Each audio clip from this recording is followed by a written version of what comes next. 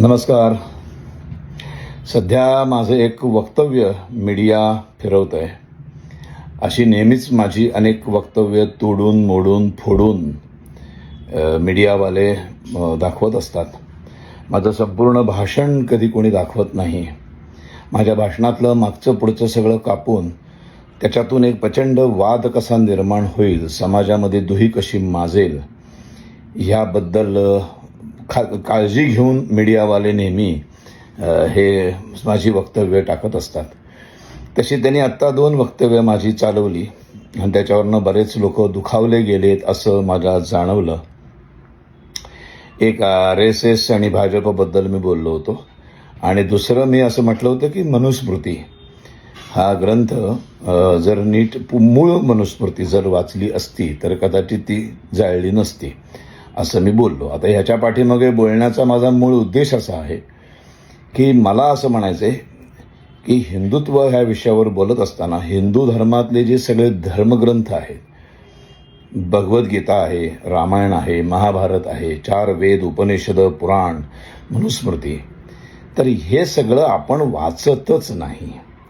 हे जर वाचलं तर आपल्याला कळेल की त्याच्यामध्ये नेमकं काय म्हटलंय. हा माझा मूळ उद्देश आहे त्या पाठीमागं बोलण्याचा.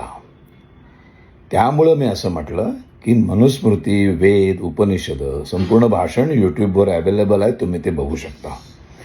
की जर मनुस्मृती मूळ जर वाचली, त्याची अनेक रूपं झाली, त्याचं ट्रान्सलेशन केलं गेलं आणि अशा अनेक गोष्टी घडल्या.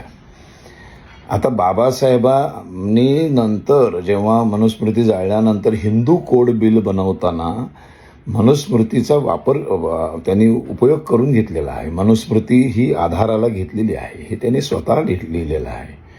पण तरीसुद्धा मनुस्मृती जर मूळ वाचली असती तर ती जाळली नसती. या वक्तव्यामुळं जर कोणी दुखावले गेले असतील तर मी त्यांची क्षमा मागतो.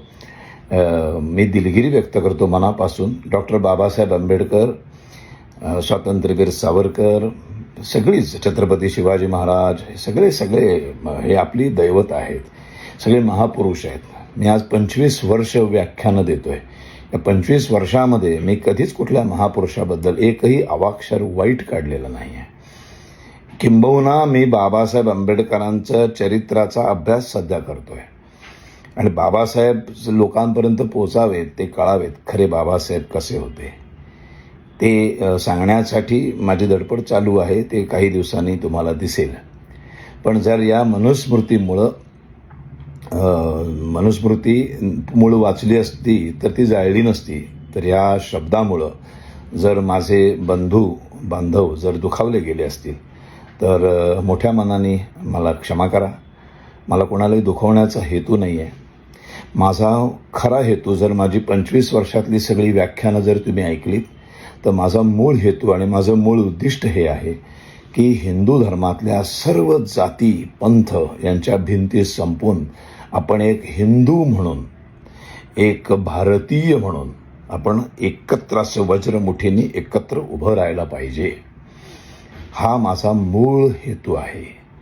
माझी सगळी व्याख्यानं माझी आत्तापर्यंतची तुम्ही माझ्या यूट्यूब चॅनलवर राष्ट्राय स्वाहावरती ऐकू शकता, बघू शकता. मी कधी काही लपवत नाही. मी सगळीकडे जातो, माझी व्याख्यानं देत असतो.